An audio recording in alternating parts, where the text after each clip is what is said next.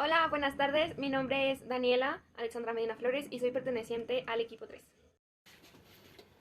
Buenas tardes, mi nombre es Alfonso Jiménez Salón y pertenezco al equipo 3. Hola, nosotros somos el equipo 3 y vamos a enseñarle los resultados, la discusión y las conclusiones de las prácticas correspondientes al laboratorio. Como objetivos generales tenemos el aprender cómo emplear las valoraciones como procedimientos amplios en el laboratorio, aprender sobre el manejo y calibración del potenciómetro, preparar disoluciones amortiguadoras y como objetivos particulares tenemos el desarrollar habilidades para la resolución de problemas de química analítica, desarrollar habilidades para las prácticas en el laboratorio y estudiar y aprender el concepto de pH. Práctica 1. Valoración, ácido base. Para empezar, aquí tenemos los cálculos necesarios para la preparación de 250 ml de una disolución de ácido clorhídrico al 0,1 normal, en la que podemos apreciar que nos basamos en la fórmula de normalidad, de la cual hemos despejado la masa para calcular la masa que necesitamos para llevar a cabo esta solución, y adicionalmente calculamos el volumen necesario que se debe obtener de una solución concentrada de ácido clorhídrico al 38%. Posteriormente, tenemos los cálculos necesarios para la preparación de 250 ml de una disolución de hidróxido de sodio al 0,1 normal, en la cual los cálculos son muy similares a los anteriores, ya que también nos basamos en la fórmula de normalidad y de ella despejamos la masa que necesitamos para llevar a cabo esta solución. En la tabla 1.1 se muestran las cantidades de soluto disueltas en su correspondiente cantidad de solvente.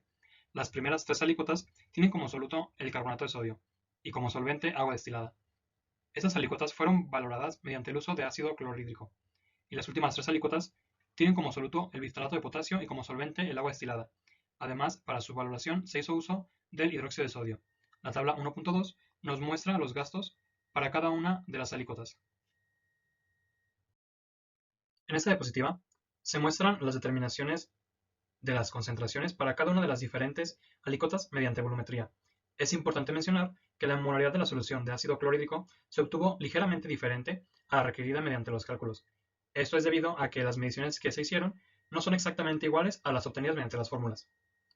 El valor promedio de la concentración para las alícuotas del carbonato de sodio fue de 0.129 molar, con un coeficiente de variación de 2.40%, y el valor promedio de la concentración de las alícuotas de biftalato de potasio fue de 0.251 molar, con un coeficiente de variación del 3.10%. Aquí se presentan las fotografías de los resultados de la práctica, siendo las alícuotas de color rosa las valoradas con hidróxido de sodio y las alícuotas de color anaranjado las valoradas con ácido clorhídrico. La práctica 2 es la determinación de acidez en productos comerciales. Colocamos 20 mililitros de las muestras comerciales en vasos de precipitado y también dos muestras problemas, una alcalina y otra ácida, y determinamos el pH mediante tiradas reactivas, indicadoras de pH y potenciómetro. También determinamos la concentración de iones hidrógeno y se clasificaron las muestras como ácidos o bases. Aquí tenemos la ecuación para saber cómo sacar, para sacar la concentración de iones de hidrógeno. En la tabla 2.1 tenemos el pH a partir de las tiras reactivas indicadoras de pH. Y en la tabla 2.2 tenemos el pH determinado a partir del potenciómetro y de aquí sacamos las concentraciones de iones hidrógenos y aquí mismo las clasificamos como ácidos o como bases. Después determinamos el pH de las muestras problemas, la alcalina y la ácida mediante volumetría. Aquí lo podemos ver en la tabla 2.3.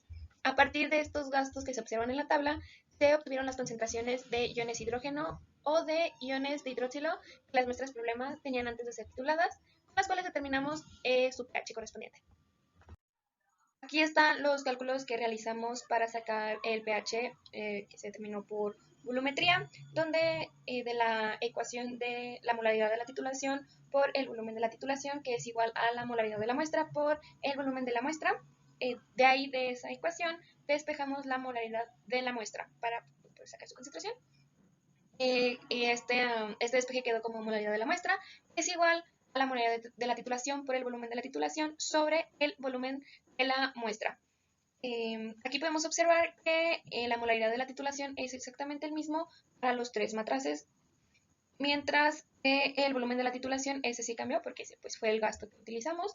Para el matraz 1 fue de 0.4 mililitros, para el matraz 2 fue de 0.3 mililitros y para el matraz 3 fue de 0.3 mililitros.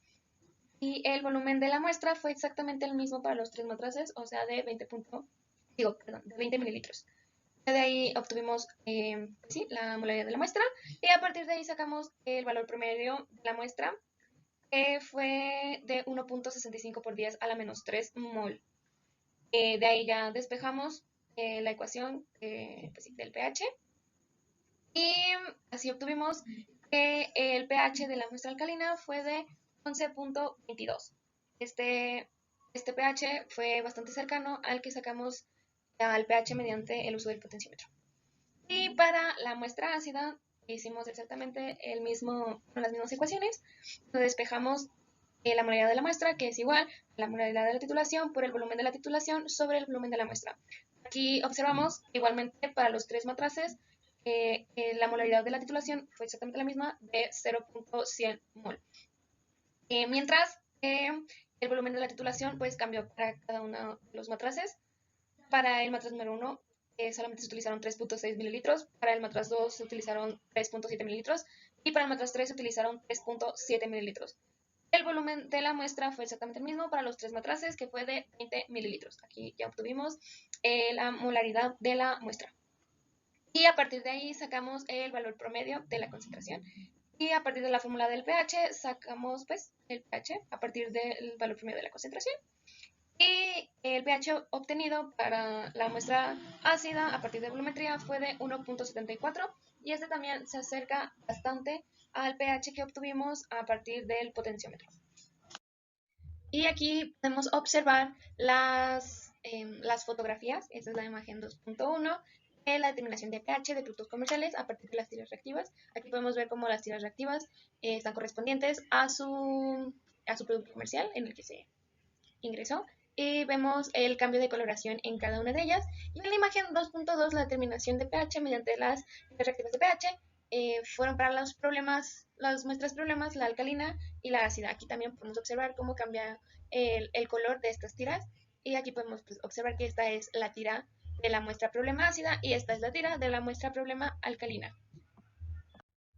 Y aquí podemos observar en la imagen 2.3 la muestra problema ácida valorada con el óxido de sodio. Al igual, en la imagen 2.4 podemos observar la muestra problema alcalina valorada con el ácido clorhídrico. Práctica 3. Preparación de disolución amortiguadora. Aquí se muestran los cálculos necesarios para la preparación de una disolución buffer de ácido acético y acetato de sodio. Se puede ver que nos basamos en la fórmula de molaridad, debido a que se requiere preparar una solución con una concentración 0.1 molar de ácido acético y 0.1 molar también de acetato de sodio, esto en 100 mililitros. Los resultados se muestran en las siguientes tablas, donde en la tabla superior observamos los cambios en el pH tras adicionar una cierta cantidad de gotas de ácido clorhídrico al 0.1 normal. Y en la tabla inferior se muestra el cambio de pH tras adicionar una cierta cantidad de gotas de hidróxido de sodio 0.1 normal. Nuevamente, debido a que las mediciones no fueron exactamente iguales a las cantidades obtenidas mediante los cálculos, la molaridad tanto del ácido acético como del acetato de sodio variaron muy poco. Y de acuerdo a los cálculos correspondientes, el pH inicial debería haber sido de 4.76. Sin embargo, este pH que se midió fue distinto, probablemente a la causa de factores externos, como el hecho de que nuestras alícuotas estuvieron expuestas al dióxido de carbono presente en la atmósfera, lo que podría ocasionar que se formase ácido carbónico en la solución. Esto ocasiona que el pH se haga más ácido. De acuerdo con la bibliografía consultada, la capacidad amortiguadora se obtiene mediante la siguiente fórmula, la cual depende únicamente de la concentración del ácido y su base conjugada. Reemplazando los datos, obtenemos que la capacidad amortiguadora para nuestro buffer es de 0.121 mol sobre litro por pH. En las valoraciones ácido-base, los indicadores son sustancias que tienen colores muy distintos en medio ácido y básico. La fenolftaleína es un indicador muy utilizado en medio ácido o neutro, es incoloro, pero adquiere un color rosa intenso en disoluciones básicas. Aquí incluimos esta tabla donde podemos ver cómo cambian estos indicadores dependiendo de si están en un ácido, en una base y su intervalo de pH. Como podemos ver, la fenolftaleína pues en un ácido es incoloro, en una base cambia a rojo rojizo y su intervalo es de 8.3 a 10.0. E igual el naranja de metilo, tenemos que en un medio ácido es naranja y en una base es amarillo y su intervalo de pH es de 3.1 a 4.4. Aquí en la figura 1.3 podemos ver los tres matraces llevados al punto final mediante la titulación, pero podemos observar que el matraz de la izquierda se encuentra más cercano al punto de equivalencia.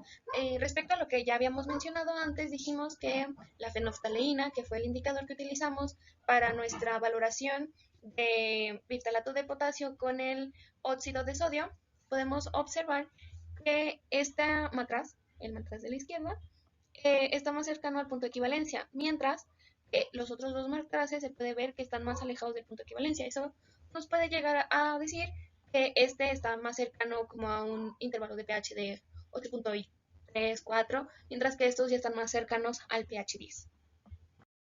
Para la titulación del carbonato de sodio con ácido clorhídrico se eligió el naranja de metilo, ya que su viraje es más apropiado para determinar el punto de equivalencia de esta titulación, como podemos observarlo en la figura 1.4. Aquí vemos que el naranjado de metilo pues tiene un viraje de 3.1 a 4.4. Aquí definiremos lo que es precisión. Esto se define como el grado de concordancia entre mediciones replicadas de la misma cantidad, es decir, es la repetibilidad de un resultado. La precisión se puede expresar como la desviación estándar, el coeficiente de variación, el intervalo de los datos o un intervalo de confianza, por ejemplo, el 95%, alrededor del valor medio. La buena precisión no nos asegura una buena exactitud. Y en la figura 1.5 observamos el valor de concentración promedio y el coeficiente de variación de las disoluciones. Para el carbonato de sodio tenemos una concentración promedio de 0.129 mol y su coeficiente de variación es de 2.40%. Mientras que para el biftalato de potasio, este obtuvo una concentración promedio de 0.251 mol y su coeficiente de variación fue de 3.10%. Para la discusión, de acuerdo a la práctica 2, los resultados obtenidos se consiguen con una mayor exactitud usando un potenciómetro para determinar el pH, ya que con este equipo se puede realizar una determinación directa y además de ser una medida cuantitativa es también se hizo el uso de volumetría y a pesar de tener datos cuantitativos existe un error ya que se depende de la capacidad del observador para detectar pequeños cambios de color. Por otra parte, el papel indicador nos permite conocer de forma rápida y aproximada el pH debido a que la determinación se hace mediante las cualidades que el papel presenta. Por ello, para obtener mediciones más precisas se debe recurrir a volumetría o a potenciometría. Y aquí pusimos una tabla comparativa de los métodos realizados para calcular el pH. Como ya lo habíamos visto en los resultados, este es los cálculos dados de pH de estos puntos comerciales. Estos son los del potenciómetro y los de volumetría. Podemos observar que entre las tiras reactivas y el potenciómetro de los puntos comerciales son bastante parecidas. O sea, nada más porque estas son más precisas los del potenciómetro que las de las tiras reactivas. Pero sí, son muy parecidas. Ya para las muestras problemas alcalina y la muestra problema ácida, vemos un cambio bastante drástico entre lo que nos dio la tira reactiva y lo que nos dio el potenciómetro y lo que nos dio la volumetría, ya que pues sí es una diferencia bastante grande y el resultado que nos dio el potenciómetro y el que nos dio volumetría son bastante parecidos. Quiere decir que calculamos bien la observación que se hizo a partir de volumetría pues fue correcta o pues casi llegada a ser exacta. Y para la muestra problema ácida vemos que en los tres, en la tira reactiva, el potenciómetro y por volumetría están bastante parecidos. El único que nos dio que era más ácido pues fue para volumetría, pero en realidad son muy parecidos. Para comprobar que la capacidad amortiguadora de nuestro buffer es correcta, se hará uso de la siguiente fórmula también obtenida mediante la bibliografía, la cual nos dice que el cambio de pH debería ser igual al cambio en la concentración de la base entre la capacidad amortiguadora. Para ello, primero determinamos el cambio en la concentración de la base y se divide entre la capacidad amortiguadora, dándonos que el cambio de pH debería ser igual a 0.59. Al adicionar 25 ml de una solución de hidróxido de sodio al 0.1 molar. En la práctica, el cambio de pH que se midió tras adicionar 25 ml de una solución de hidróxido de sodio al 0.1 molar fue de 0.66.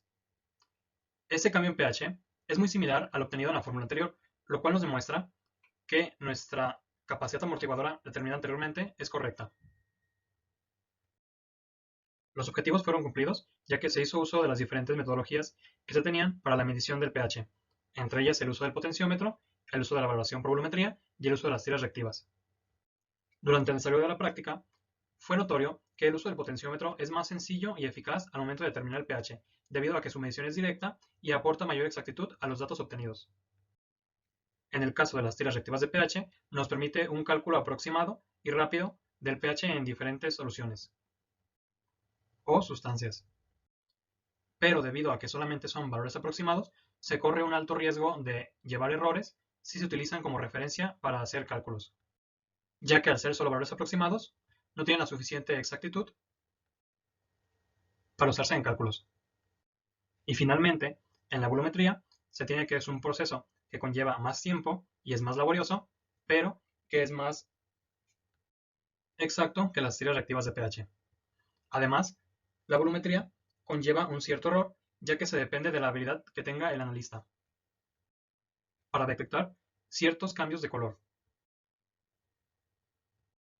Pero mediante la aplicación de una buena técnica, sin duda es más eficaz que las tiras reactivas de pH. Finalmente, aquí se muestran las referencias utilizadas.